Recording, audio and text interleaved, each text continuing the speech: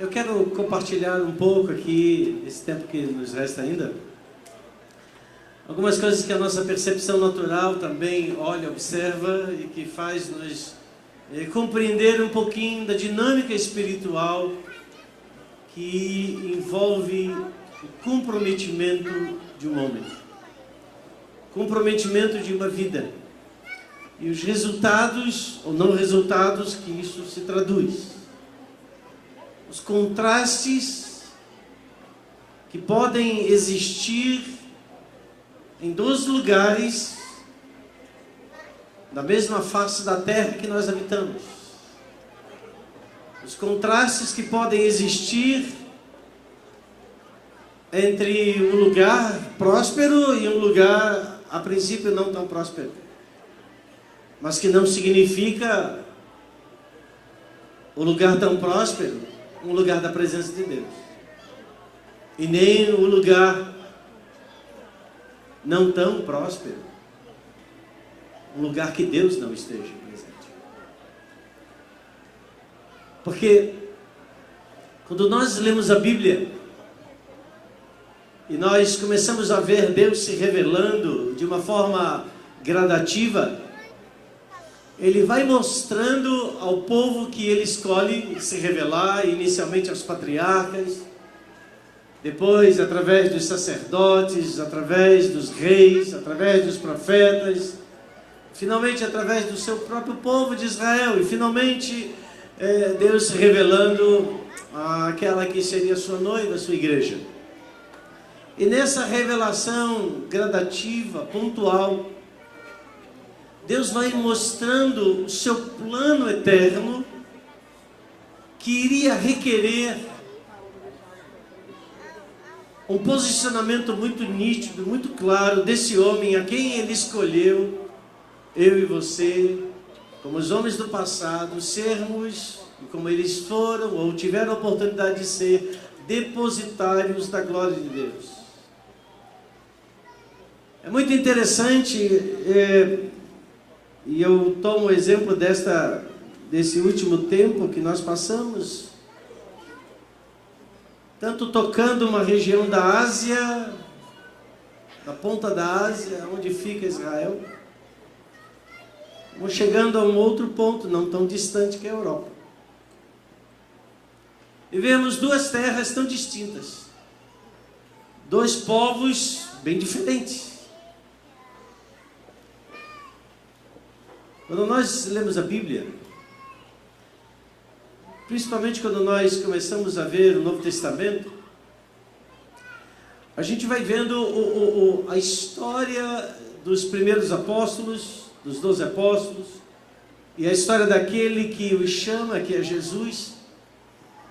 Vamos vendo a história onde Jesus nasce, na cidade de Belém, na cidade onde ele foi criado, a cidade de Nazaré, daí porque seu nome era chamado Nazareno, na cidade onde uma boa parte do seu ministério acontece, é nas regiões da Galileia, e finalmente no lugar onde se dá a sua maior manifestação e encerramento de ministério, que é Jerusalém.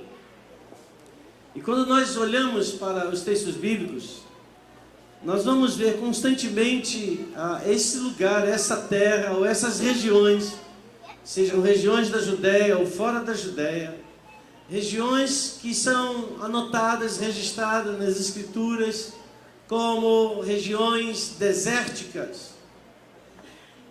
Quantas vezes nós lemos, e saiu Jesus e atravessou o deserto da Judéia, e foi Jesus em direção a Samaria, e para sair de onde ele estava, em direção, por exemplo, a Samaria, novamente, ele tinha que percorrer deserto. Quando nós lembramos dos patriarcas, Deus fazendo promessa a eles, Deus disse que daria uma terra de descanso para o seu povo, um povo que até então era um povo peregrino, era um povo que se movia de um lugar para o outro, sempre em busca das regiões mais prósperas, as regiões onde havia a comida, as regiões onde eles poderiam habitar. Mas Deus prometeu a eles, Deus prometeu ao seu povo que Ele iria fazê-los repousar numa terra que seria a terra da sua herança. Diga, a minha herança. A gente vai vendo o caminhar dessa revelação.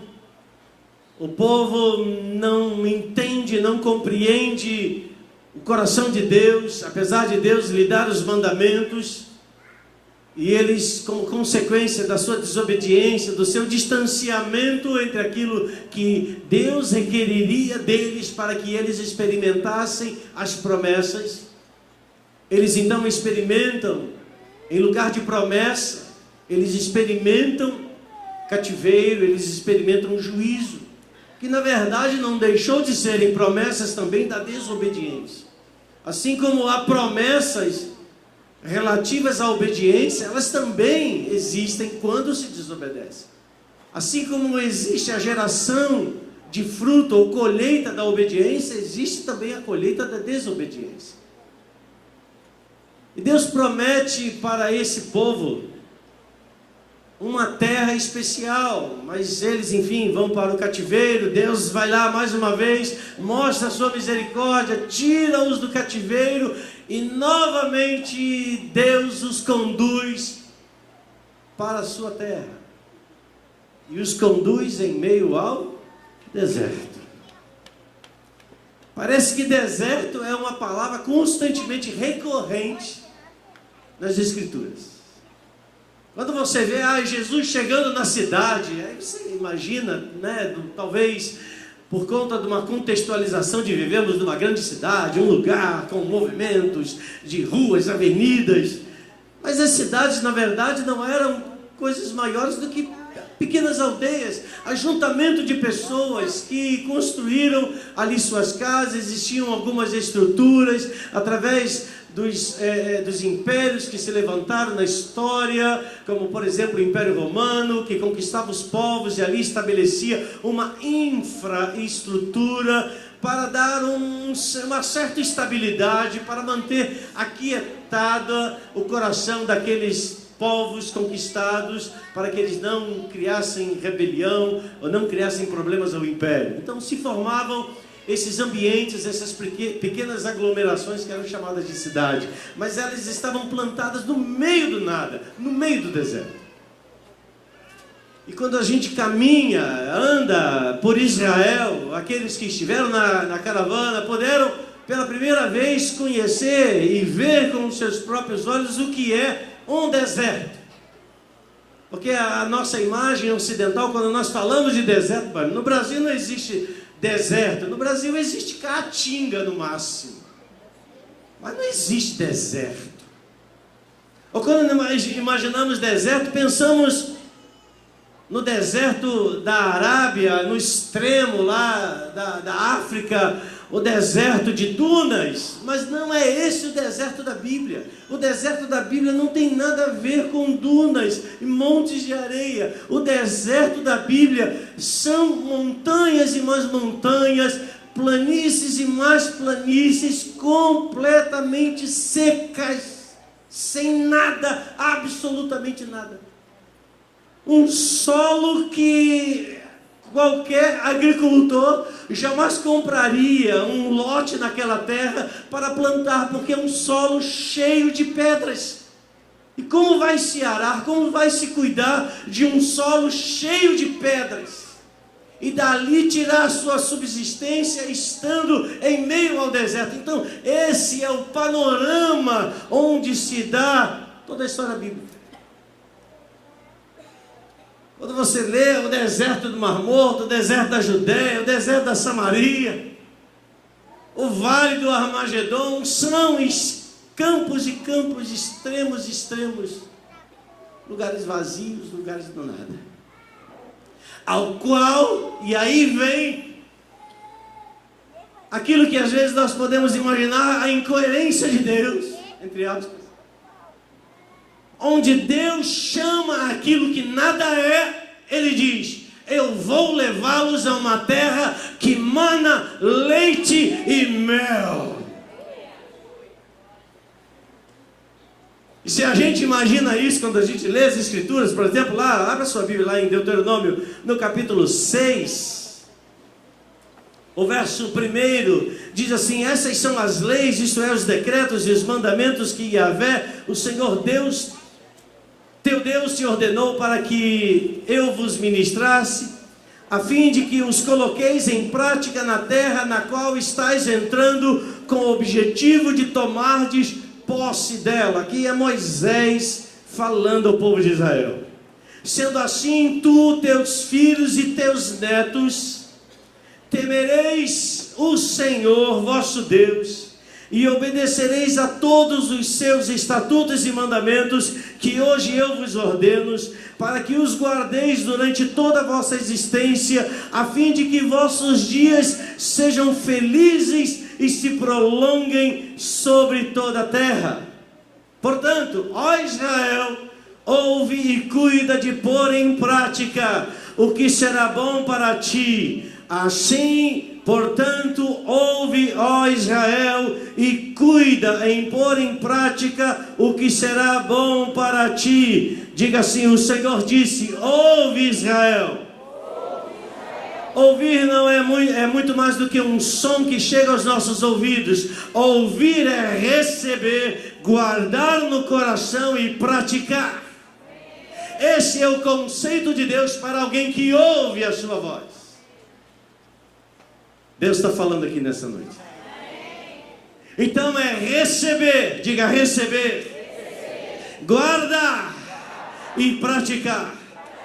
Ouvir é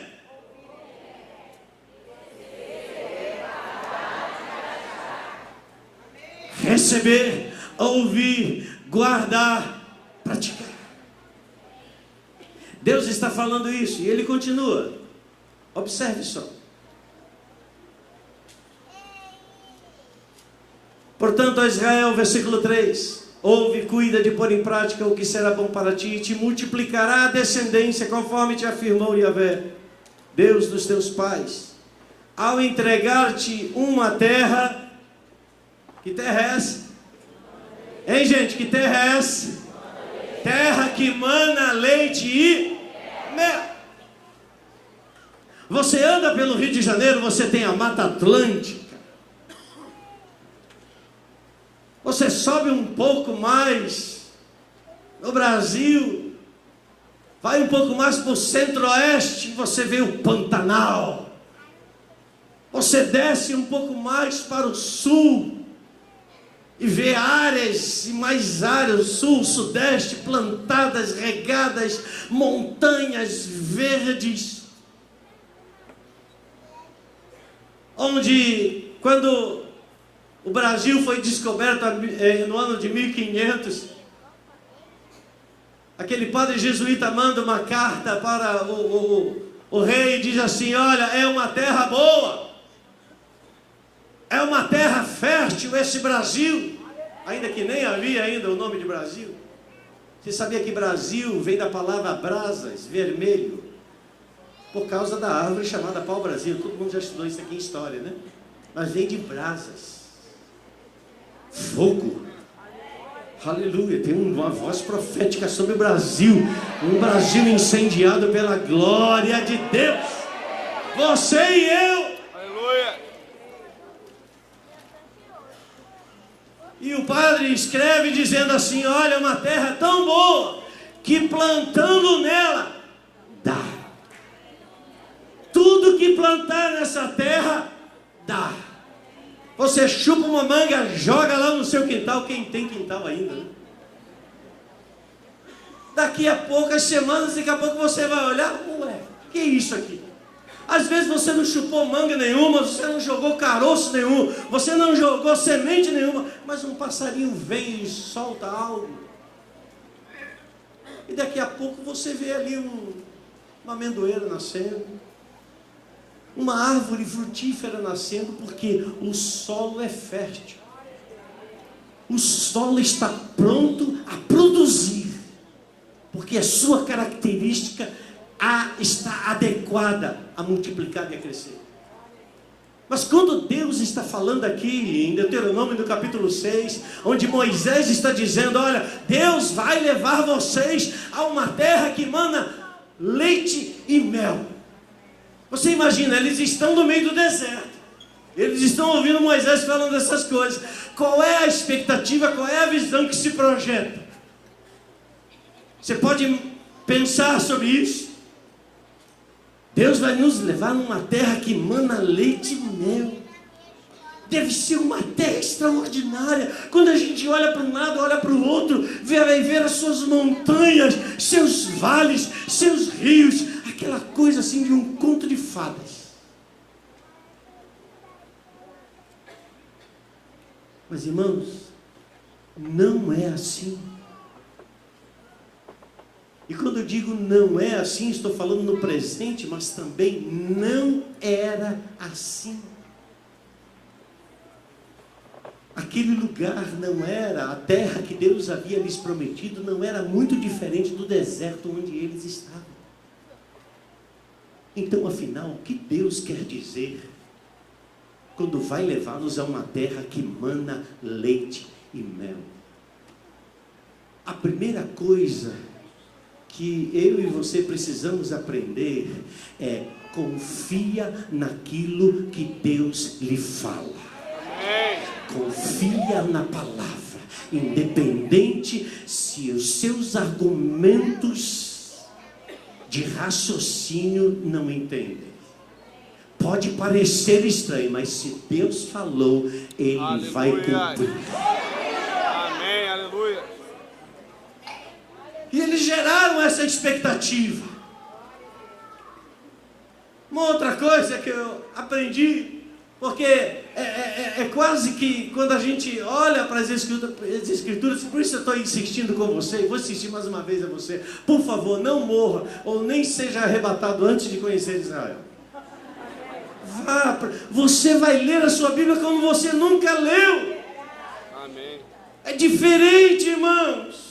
É você ler, você imagina, você está lendo um texto da Bíblia e você está exatamente naquele lugar.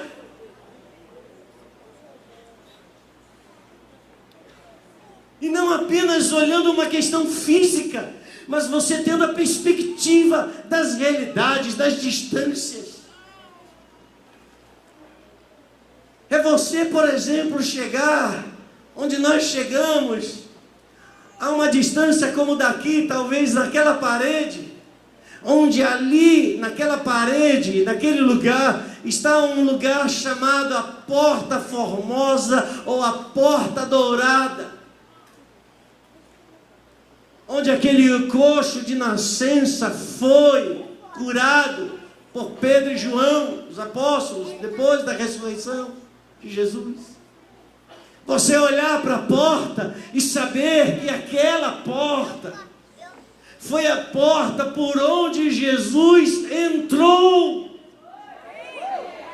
quando na sua entrada triunfal em Jerusalém, e ele vai em direção ao templo. Não sei se vocês viram um vídeo onde toda a caravana está caminhando em fila indiana, como se diz, né? E as pessoas podem dizer, mas que negócio é esse? Por que essa caminhada? Nós estávamos simplesmente fazendo o seguinte, estava lá a Porta Dourada, e nós fizemos um caminho de linha reta, do Monte Moriá, estávamos no Monte Moriá, ou Monte do Templo, e a Porta Dourada, ou a Porta Formosa, era a porta que dava para a frente do templo, nos dias de Jesus. Então, possivelmente, no lugar onde nós caminhamos, lá no Monte do Templo, que hoje é uma área controlada pelos muçulmanos, é o lugar onde estava o Templo de Jerusalém. E eu volto à Porta Dourada. Você olhar e ver a porta, que um dia Jesus entrou, e pela palavra que declara que Jesus novamente entrará por aquelas portas. E quando eu digo Jesus entrar por aquelas portas, ele vai entrar por aquelas portas quando da sua segunda vinda. Ele descerá à terra. Nós já teremos sido arrebatados com ele. Com ele morremos, com ele também ressuscitamos. Subiremos e desceremos e pisaremos junto com ele no mesmo lugar. Então você está no lugar onde, não sei se é daqui a 10 anos, não sei se daqui a 50 anos, eu creio que não, mas Jesus vai entrar por aquelas portas. Se você começar a perceber que a geografia bíblica é muito próxima. Quando o texto diz que Jesus entra pela porta formosa e logo a seguir ele está no templo, você percebe que é uma distância que é um pouco menos de 100 metros. Você perceber que Jesus, lá no monte Getsemane, onde o fruto da oliva era esmagado para produzir o óleo, ali Jesus foi preso. E dali para Jesus chegar até o Gólgota, o Monte da Caveira, ou o lugar onde ele foi crucificado, é um lugar que está a pouco mais de 600 metros. Ou seja, é tudo muito próximo. Então você tem uma perspectiva muito mais aguçada, muito mais viva. Quando você lê as Escrituras, você sabe, eu já passei por aí. Eu já pisei nesse lugar. E você pode ver os movimentos e o porquê. Jesus, depois de morto, logo a seguir, ele é sepultado.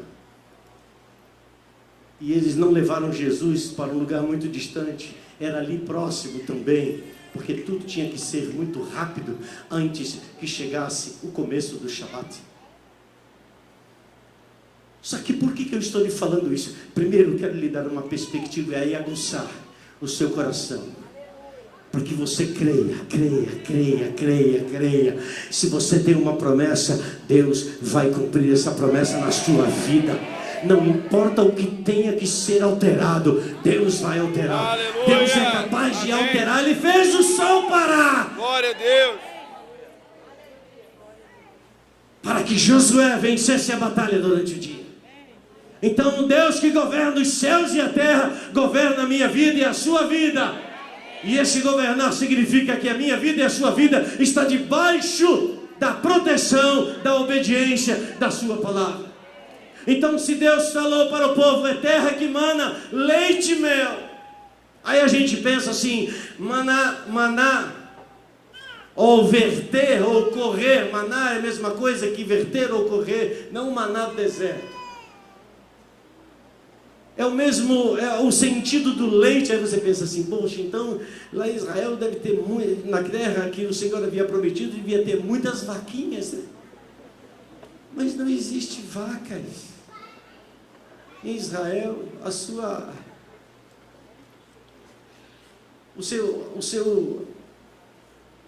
sua manifestação de geração, de produção de leite não está nas vacas, e sim nas cabras. As cabras monteses. Mas também é uma terra que mana leite e mel.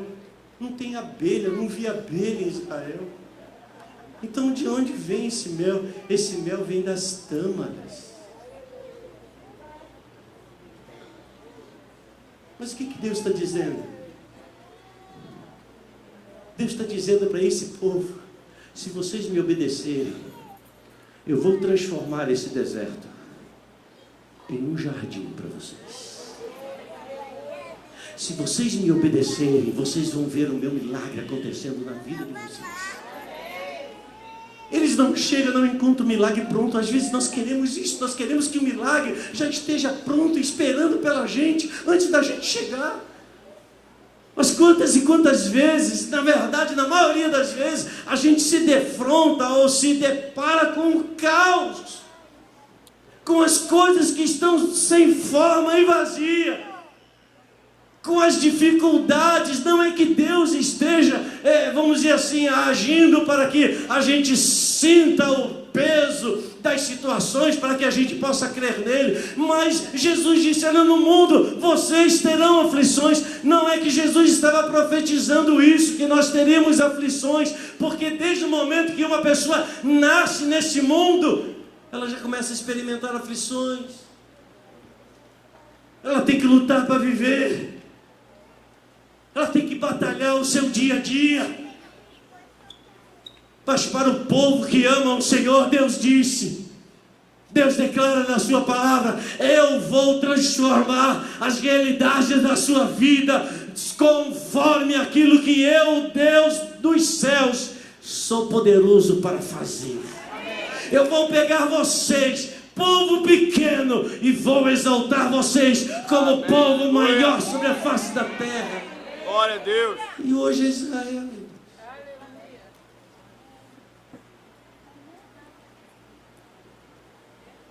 Os maiores cientistas estão em Israel. Você usa para lá e para cá o Waze.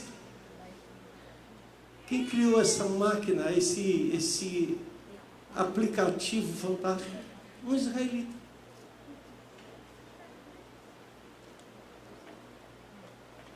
A maioria dos prêmios Nobel são judeus. Por isso que o Senhor diz, creia nisso. Aleluia. Prosperam aqueles que amam Israel. Aleluia. Glória a Deus. Prosperam aqueles que te abençoam. Não é uma relação mágica. Não é uma ação mística. Mas é compreender que existem nas Escrituras segredos espirituais que nós precisamos acessar e poder receber na nossa vida as realidades que isso nos traz. Eu falei de opostos, de pontos extremos. Eu mandei um áudio que vocês devem ter ouvido no domingo passado. Nós estávamos, eu não lembro agora no domingo se a gente estava em Florença ou em Roma. Florença.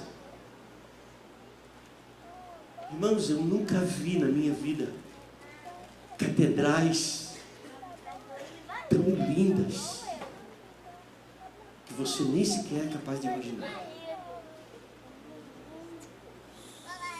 Será que você consegue imaginar domo, ou como eles chamam do homo, aquelas cúpulas que existem dentro das igrejas católicas, principalmente aquelas que estão na Europa, com dezenas de metros de altura, a somente o domo,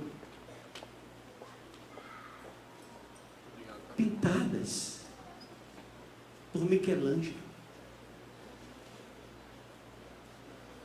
As coisas mais lindas. Eu amo história. Então eu estava embriagado de ver tanta coisa. Ver igrejas do 4º século depois de Cristo. 4º século depois de Cristo. Perceber aquelas construções enormes. Estávamos na Catedral de São Pedro, que é conhecido como Vaticano. Ali dentro, não sei, naquele dia, talvez estivessem umas 3.000 pessoas visitando, tirando foto, olhando. As pessoas não conseguem olhar assim, a não ser que esteja olhando numa projeção, mas se tiver que olhar para o teto, você tem que verificar coisas extraordinárias. Mas os meus olhos não estavam apenas sobre essas coisas naturais. Deus vai te levar nesses lugares para que você tenha discernimento de coisas espirituais. Não é apenas para registros. E num canto estava acontecendo uma missa. Irmãos, dentro daquela catedral havia mais de 3.000 pessoas. Guias falando inglês, todas as línguas que você pode imaginar estavam ali falando, mostrando os detalhes, o porquê de como foi feito, em que período foi feito. E lá no canto estava acontecendo uma missa. A igreja tem a missa. Haviam 3.000 pessoas, mas sentadas, ouvindo a missa, dava para contar. E certamente não tinha mais do que 30 pessoas.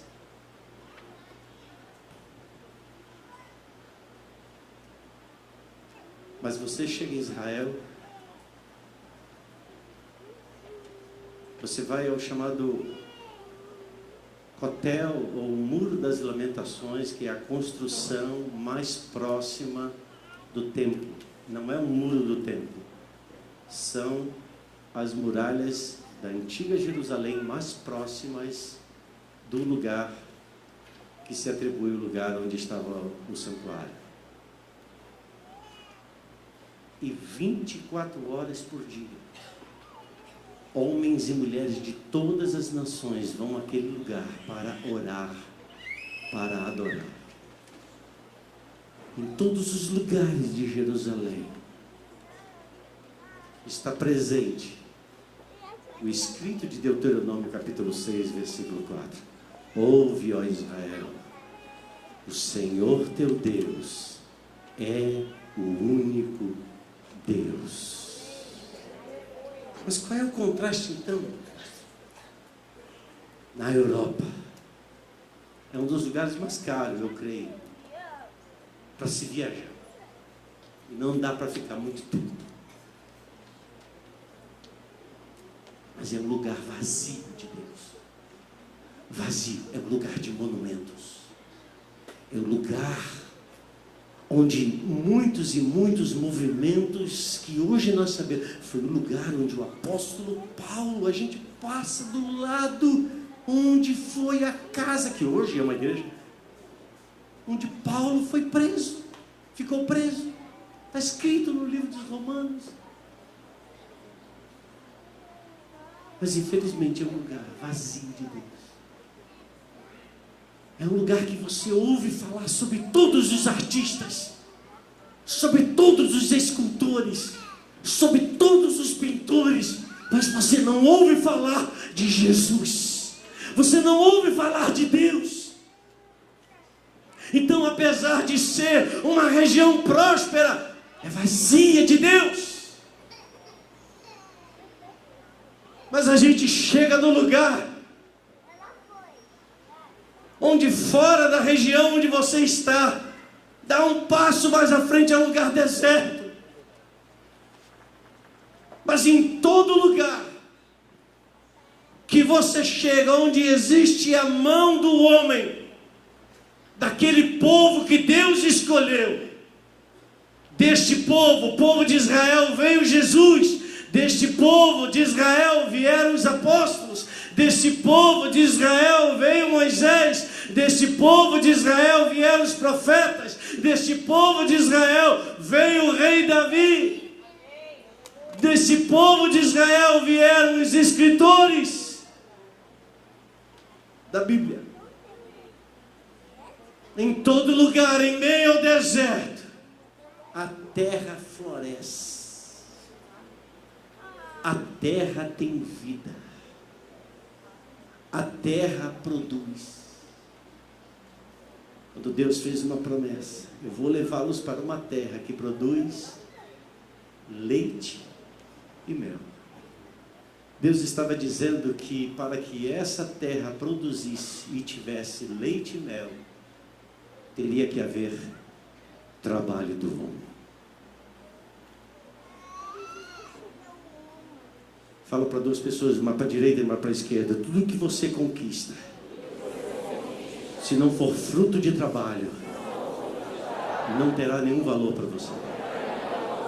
Mas tudo aquilo que você conquista, que é fruto de trabalho, você protege e você preserva.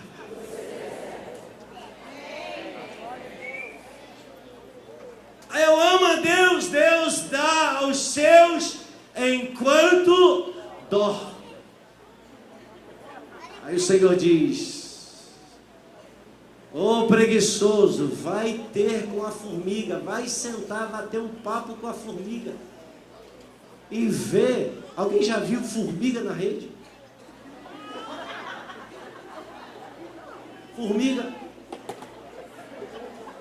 Formiga, toda hora que você olha para ela, aquela bichinha está fazendo o quê? Todo mundo junto. Trabalhando para elas, para ela própria.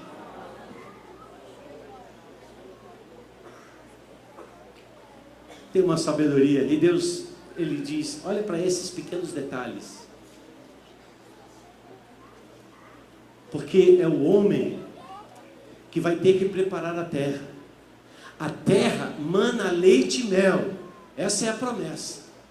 Mas para que se produza leite e produza mel, você, homem, vai ter que trabalhar e preparar a terra.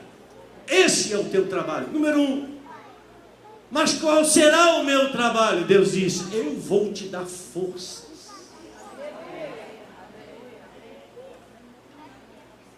Você vai trabalhar, você vai arar a terra. Irmãos, arar a terra do Brasil é a coisa, terra fofinha. Agora imagina você arar uma terra onde só tem pedra de mão, pedra brita. Imagina a força que você tem que empregar para manter o arado, que é aquela máquina de ferro que fura a terra. E furar a terra fofa é fácil, agora furar uma terra pedregosa, você tem que fazer muito esforço e tem que ter muita determinação para não desistir. E Deus disse: se você tiver a determinação, eu vou te dar a minha força. E quando o homem começa a arar, Deus vem e diz assim: ok, eu dou semente a quem semeia. 2 améns, 3 aleluias. Amém. Eu dou semente para aquele que semeia.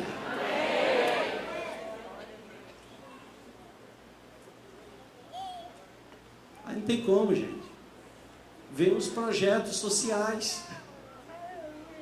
Ah, trabalho não é nada, eu quero trabalhar nada. Eu vou lá, minha casa, minha vida, eu vou lá pegar todo mês lá. Eu entendo, são planos perfeitos, eles têm o objetivo de fato de alcançar os menos favorecidos. Mas tem muita gente que não quer trabalhar. Tem muita gente que não quer trabalhar, e quando tem as oportunidades do trabalho, não sabe se agarrar àquilo que tem e agradecer a Deus. Amém. Porque está sempre pensando em algo mais. Você deve projetar algo mais, você tem que ter uma visão de coisas maiores, mas seja fiel no pouco, porque sobre o muito Deus vai te colocar, e esse muito que Deus te coloca, quando você é fiel no pouco, esse muito não vai te ensoberbecer, porque acima de tudo, você não ficará conectado no muito, e sim em Deus. Então, queridos, desculpe, existem algumas questões, às vezes financeiras, que a gente às vezes enfrenta, que não são porque faltam-nos oportunidades. Bota vergonha na cara.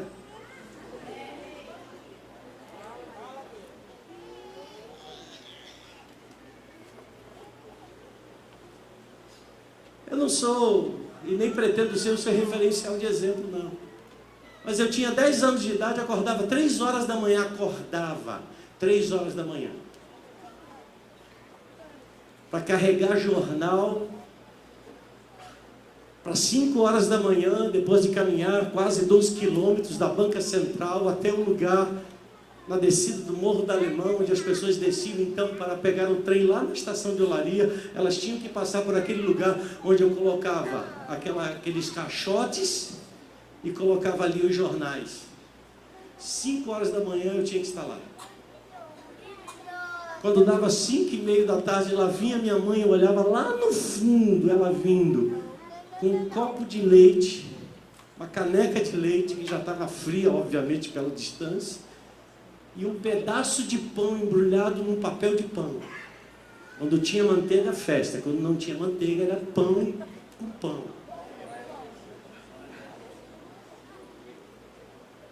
E 7 horas da manhã, eu já tinha que estar indo para a escola. Do suor do teu rosto comerás. E o Senhor diz: feliz serás. Diga: o trabalho é bênção. Trabalha por causa do pecado. Mentira. Antes do homem pecar, já havia trabalho.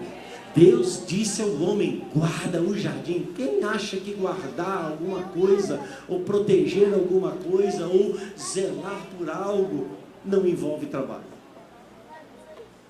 Mas a gente quer trabalhar pouco e ter muitos resultados. Não funciona. Deus diz: ara a terra. Senhor, que terra dura, que terra seca, que terra pedregosa. Eu vou arar essa terra. Eu te dou forças. E lá ia o homem arando aquela terra. E o homem lançava aquelas suas poucas sementes. E ele olhava para o céu. Como? Por que o lugar é deserto? Porque não chove. Mas quem é o Deus criador da chuva? É Deus. E Ele diz: faz o teu trabalho. Porque quando fizer você o teu trabalho, eu virei em seguida, fazendo o meu.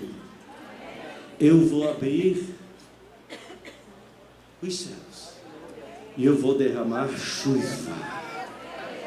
A chuva temporã.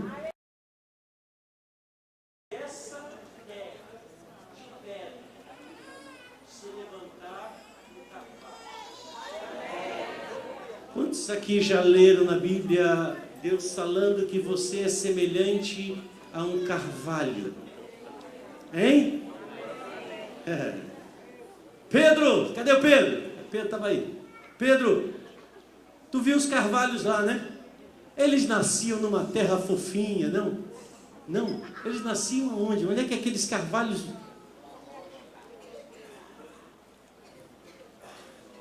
Irmãos, uma terra cheia de pedra, uma terra onde, lembra daquele lanterninha do cinema, né? É ele para ligar o ar fresco. É isso aí, ó, cada um fazendo o seu trabalho. Glória a Deus. Às vezes a gente quer tudo no controle remoto, né? Vai, pim, aí acontece, né? Não é assim.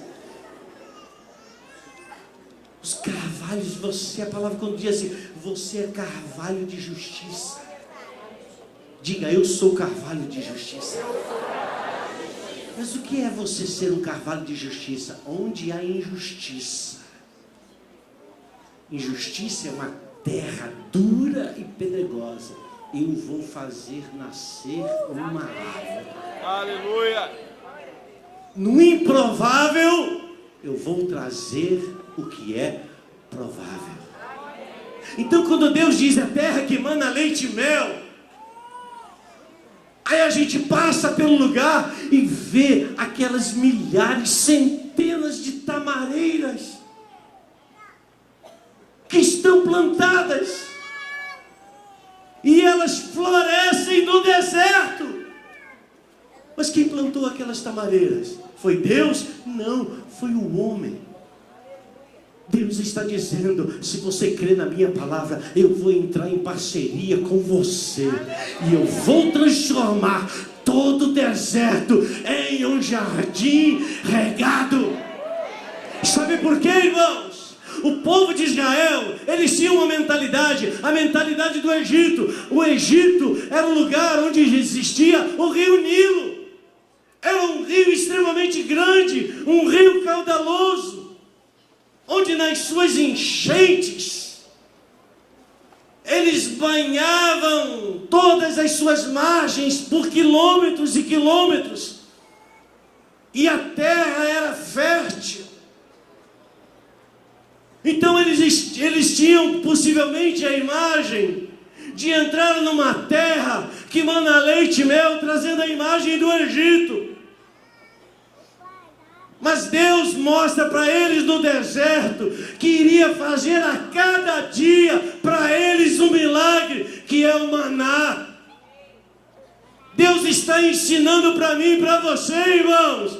Confia nele, lança nele todas as tuas forças. Aleluia. Para que ele te surpreenda, para que ele se manifeste na sua vida. Mas saiba, tem o seu papel, tem o meu papel naquilo que Deus vai fazer. O homem prepara a terra, o homem semeia a terra, o homem colhe o fruto. Deus dá força para esse homem trabalhar. Deus traz a chuva temporânea e a serôdia, e Deus faz a terra produzir. Terminou o ciclo? Não. A terra produziu. A terra agora é terra que mana leite e mel. A terra produziu. Deus interveio. E no lugar deserto, ele fez um jardim. Isso é uma parábola do que eu e você éramos. Éramos um deserto. E no deserto habitam os chacais. Jesus, certa vez, usando uma expressão do que acontece no mundo espiritual, ele fala de alguém que, quando é liberto dos espíritos malignos, esses espíritos malignos vão para um lugar deserto. Então eles habitavam na minha vida e na sua vida, esses demônios. Mas um dia Jesus, que é a árvore da vida, veio e disse: haja fruto, haja vida. Do vosso interior vão fluir rios de água viva. Imagina Jesus falando isso em meio a um deserto. E antes que eu feche o ciclo, vou lhe falar mais uma coisa. Nós fomos na região do Mar Morto. O Mar Morto, como o próprio nome já diz, é uma porção de águas, é o mar, que está situado 400 metros abaixo do nível do mar. Então você imagina, para você ter uma noção do que é isso, você coloca a água numa bacia e põe ela aqui em cima dessa plataforma. Aqui é o nível do mar, é o nível onde está essa água. E coloca uma outra bacia aqui embaixo. E vamos fazer de conta que então dessa distância daqui para lá são 400 metros.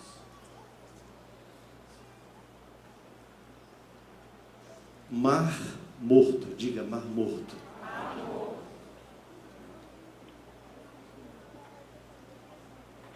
Ninguém pesca lá porque não tem peixe.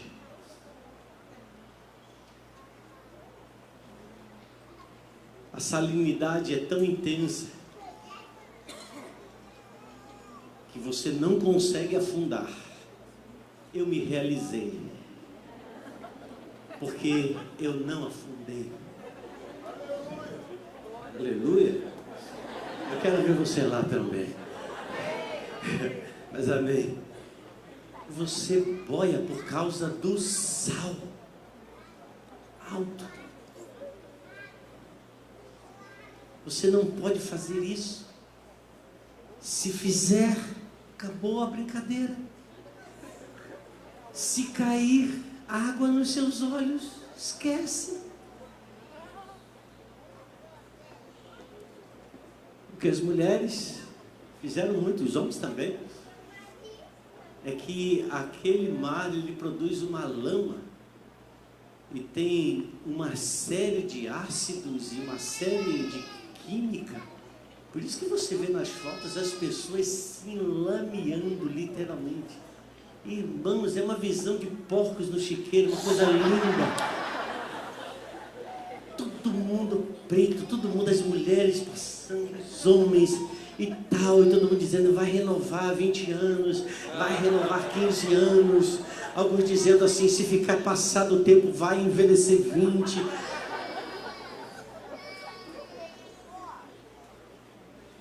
E a gente entrou pelo deserto do Mar Morto. Diga, Mar Morto.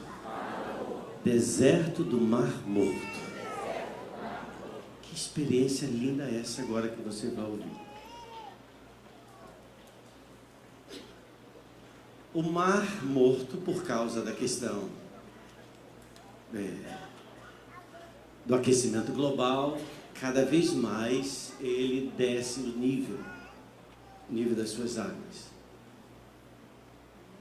Algumas vezes você está em pleno deserto, alguns quilômetros de distância das margens do Mar Morto, e você vê as marcas onde as águas antes estavam posicionadas. Mas tem algo extraordinário. Nós entramos numa parte do deserto e começamos a caminhar por aquele deserto. Paramos primeiro no lugar, e num deserto, então, começaram a vir moscas. Cadê Marcos? Marcos estava aí? O Marcos recolheu todas as moscas daquele dia, porque ele tinha machucado o pé um dia antes. Então, para onde ele ia, as moscas diziam carne fresca, e ia atrás do Marcos. E a gente começou a andar, entrando por meio daquele deserto. E de repente, o que você vê em pleno deserto? Uma cachoeira. Irmãos, deserto é deserto. Mas naquele deserto brotava uma cachoeira. Mar Morto fala de lugar de dificuldades, lugar de ausência de esperança, lugar de que você diz, daqui não sai mais nada. Mas os homens têm descoberto algo, e isso é coisa de Deus. À medida que o Mar Morto baixa o nível das suas águas, ele está revelando fontes de águas doces, que antes estavam cobertas pelas águas salgadas. Logo, ninguém conseguia acessar aquelas fontes.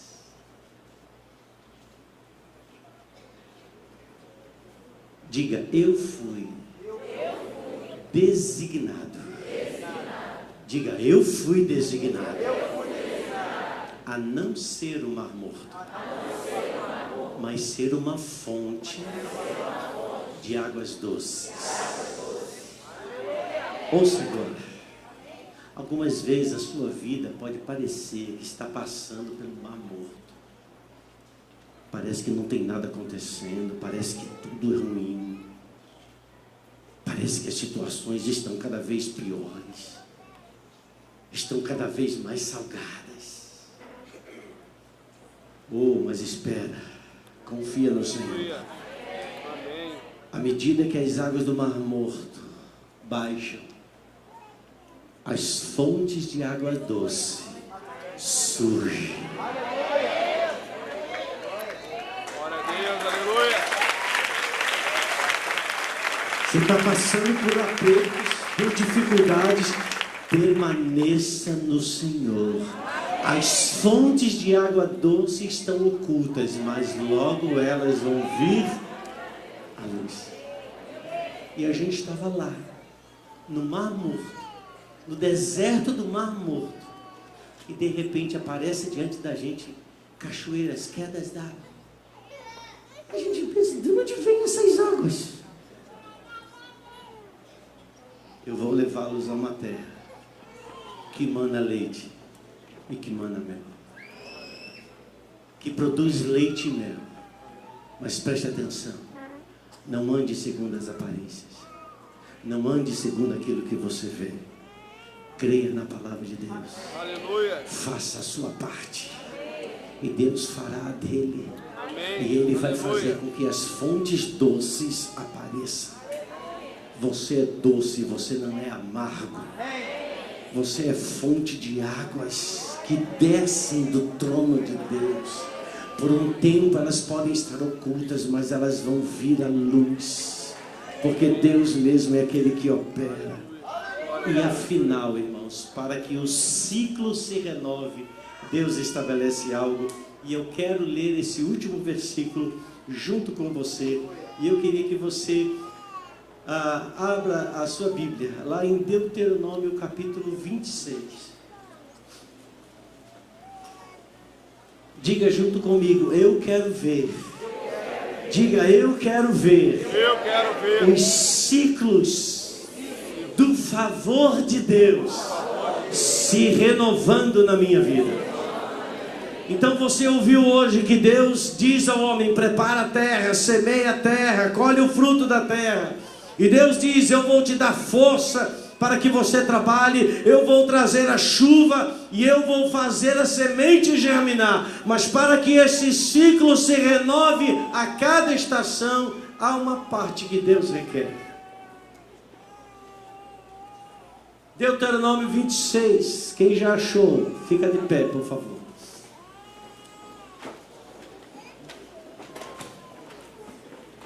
Eu queria que todos nós juntos, independente de termos versões da Bíblia diferentes, lêssemos em voz alta, pausada, Deuteronômio 26, versículo 1 e versículo 2. Essa não é a parte de Deus. Essa aqui é a parte do homem. E como consequência, o ciclo da semeadura e da colheita continuamente acontecerão sobre a tua vida. Leia junto, por favor. 1, 2, 3.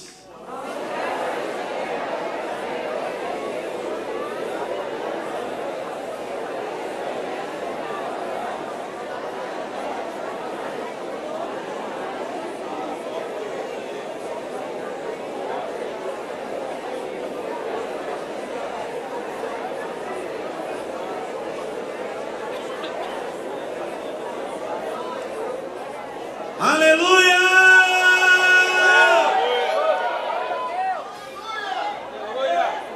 Glória a Deus. Não há prosperidade sem obediência. Não há renovação de frutos sem que estejamos alinhados com aquilo que Deus diz. Quando entrares na terra que o teu Deus te prometeu dar como herança, e dela tiverdes tomado posse, e lá estiveres habitando, tomarás alguns dos primeiros frutos. Diga, primeiros frutos. O que quer dizer primeiros frutos? Alguém me ajude? Hein, gente? O que são primeiros frutos? Primícias. Que eu saiba que ninguém é agricultor que vive da terra no sentido de plantar e colher.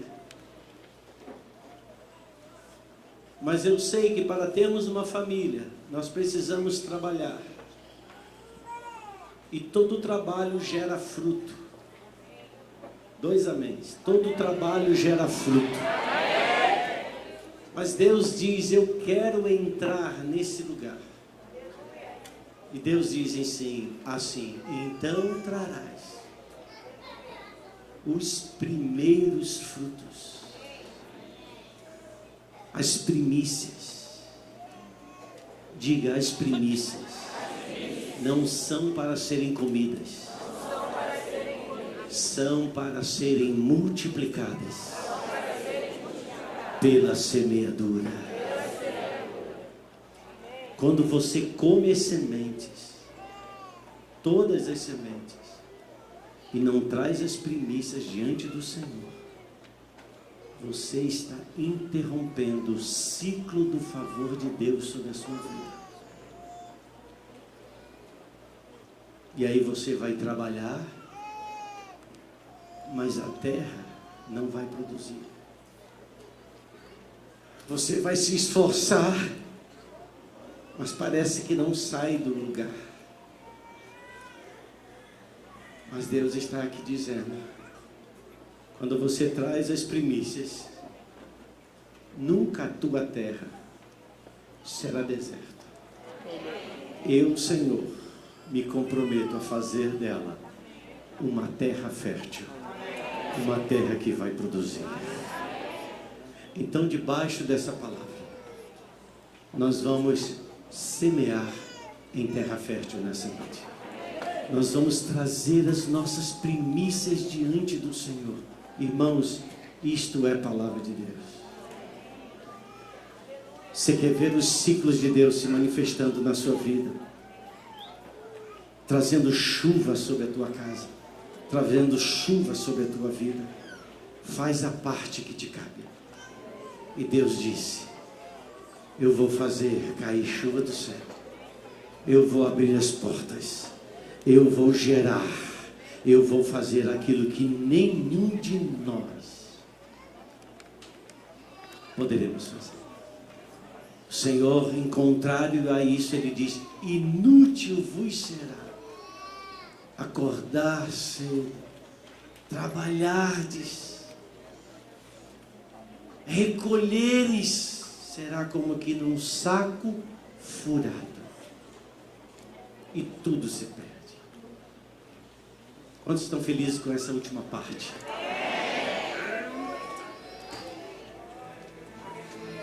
Mexeu no bolso, mexeu com tudo na nossa vida. Por que você acha que Deus não disse diferente assim? Olha, quando sobrar, você traga. Deus não disse isso. Deus disse: antes de você comer, você vai trazer as primícias para mim. Você acha que Deus precisa de dinheiro? Não, Deus não precisa de dinheiro. Você acha que Deus estava dizendo que Ele precisava de sementes para comer? Não, Deus não precisa de sementes para comer. Ele é Deus. Mas quem precisa de dinheiro? Sou eu e você. Quem precisa de sementes para plantar? Sou eu e você.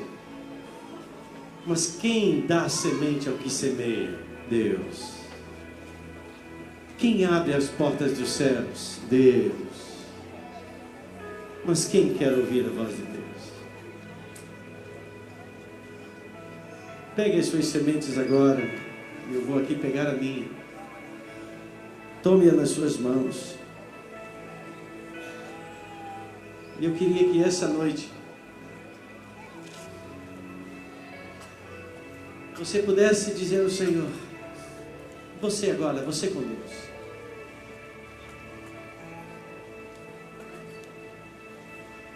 Olha o Senhor.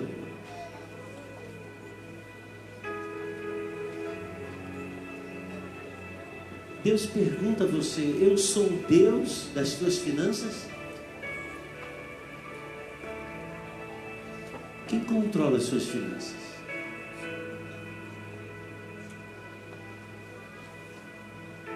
Trazei todos os dízimos à casa do tesouro. E provai-me nisto, diz o Senhor, se eu não vos abrir as janelas dos céus e derramar sobre vós bênçãos sem medida, que dela vos advenha maior abastança. Qual é o povo mais perseguido na face da terra? O povo de Israel. Qual é o povo mais próspero da face da terra? O povo de Israel. Sabe por quê, irmãos? Eles obedecem a princípios. E princípios trazem salvação. Princípios trazem céus abertos. A obediência a eles.